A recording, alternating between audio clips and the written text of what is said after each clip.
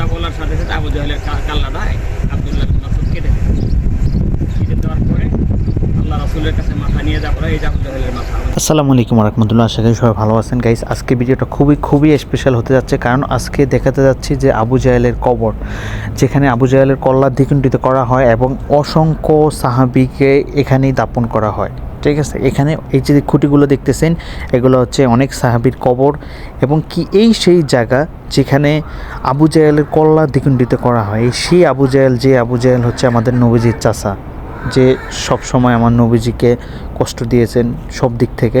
চলুন আমরা শুনে আসি কিভাবে তাকে দ্বিখণ্ডিত করা হয়েছে।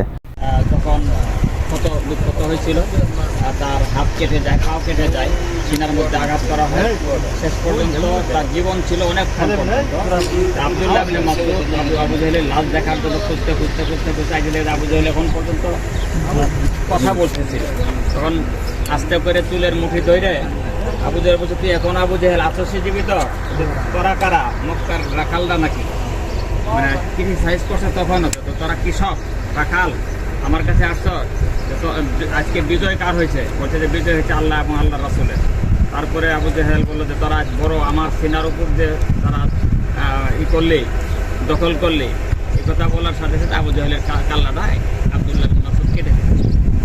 কেটে দেওয়ার পরে আল্লাহ রাসূলের কাছে মাথা নিয়ে যাওয়ার পরে এই যে আবু জাহেলের মাথা। আবু জাহেল বলে, হাদিহি ফিরআউন হাদিহিল উম্মাহ। আবু জাহেল হলো আমার উম্মতের জন্য বা এই জামানার জন্য সব বড় ফিরআউন ছিল আবু জাহেল। এখন যে চ্যানেলে ভিডিওটা দেখতেছেন, এটা হচ্ছে আমার নতুন চ্যানেল। প্লিজ সবাই লাইক কমেন্ট শেয়ার করে পাশে থাকবেন। আগের চ্যানেলটা কোনো একটা কারণ ডিলিট করে ফেলতে হয়।